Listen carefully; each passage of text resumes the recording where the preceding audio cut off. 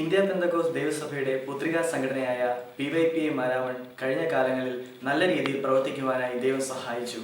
കഴിഞ്ഞ കാലങ്ങളിൽ മാരാമൺ സഭയ്ക്ക് എന്നും അഭിമാനമായിരുന്നു PYPA. താലന്ത് പരിശോധനയിൽ സെൻട്രൽ തലം മുതൽ സ്റ്റേറ്റ് തലം വരെ നല്ല വിജയങ്ങൾ സ്വന്തമാക്കുവാൻ മാരാമൺ PYPAക്ക് സാധിച്ചു. 2014 മാർച്ച് 2-ാം തീയതി പുതിയ കമ്മിറ്റി PYPA നിലവിൽ വരാൻ സഹായിച്ചു. അതിൽ ജോജി ടി മാത്യു പ്രസിഡന്റായും ബ്രദർ സജി പനച്ചയിൽ സെക്രട്ടറിയായും പ്രവർത്തിച്ചു വരുന്നു. ഇവരുടെ പ്രവർത്തന ഫലമായി ചില നല്ല പ്രവർത്തനങ്ങൾ സഭയിൽ ആരംഭിക്കുവാൻ ദൈവം സഹായിച്ചു.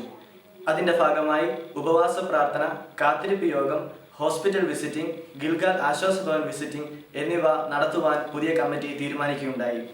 ജീവകാരുണ്യ പ്രവർത്തനങ്ങളുടെ ഭാഗമായി ഒരു ഫണ്ട് രൂപീകരിക്കാൻ PYPA കമ്മിറ്റി തീരുമാനിക്കുകയുണ്ടായി.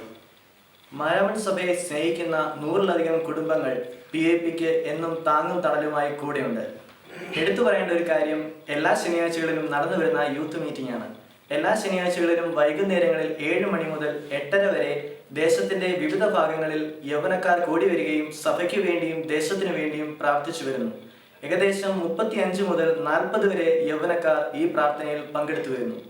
പാസ്റ്റർ ഷിബു നെടുവേലിയും കുടുംബവും മാരാമൺ PYPAക്ക് എന്നും നല്ല നിർദ്ദേശങ്ങൾ നൽകി കൂടെയുണ്ട്.